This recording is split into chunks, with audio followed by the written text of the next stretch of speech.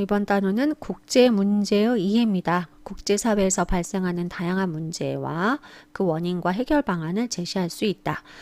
교과서에 보면 다양한 사례가 나와 있으니까 학습지를 간단하게 보시고 교과서의 사례를 쭉 한번 읽어보시기 바랍니다. 국제 문제라는 건 개별 국가나 지역을 넘어서 국제사회 전반에 영향을 미치는 문제가 국제 문제가 되겠죠. 이렇게 국경을 초월해서 발생하기 때문에 한두 국가가 아니라 포괄적 다수에게 영향을 미치게 됩니다. 또한 국제 문제는 피해가 세대를 걸쳐서 장기간 지속되는 경우가 많고 그렇기 때문에 적절한 보상을 받기가 곤란한 경우가 많습니다. 또한 우리 지난 시간에 보았듯이 중앙정부가 없어서 어떤 관련된 국가에 대해서 합의를 이행하도록 강제하기가 곤란하다라는 문제가 있습니다. 또 국제사회의 다양한 문제를 보시면 이 외에도 여러 가지 문제가 물론 있겠지만 냉전 종식 이후에는 냉전은 어땠어요? 이념 대립이었잖아요. 공산주의와 자본주의 진영 간의 이념 대립이었다면 냉전이 종식된 이후에는 다양한 크고 작은 분쟁들이 증가한다고 했었죠. 그것이 민족이나 인종, 종교 차이도 또 경제, 문화, 영토나 자원 등을 둘러싼 크고 작은 분쟁이 증가했다고 했습니다.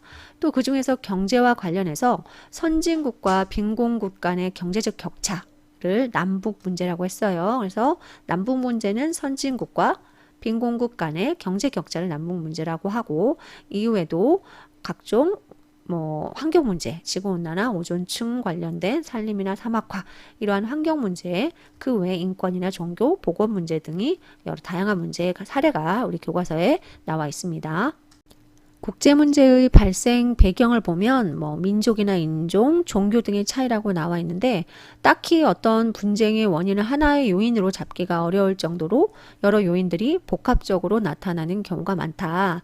지금도 진행 중인 그 팔레스타인 분쟁 같은 경우에는 유대교를 믿고 있는 이스라엘과 이슬람교를 믿고 있는 아랍인, 즉 팔레스타인 간의 분쟁이 여전히 진행되고 있죠. 처음에는 종교의 차이에서, 그다음 영토라든가 민족까지 여러 차원의 문제들이 혼합적으로, 복합적으로 나타나는 분쟁이 되겠습니다. 또한 한정된 자원을 둘러싼 국가 간의 갈등, 자원 갈등도 여러 종류가 있을 수 있겠습니다.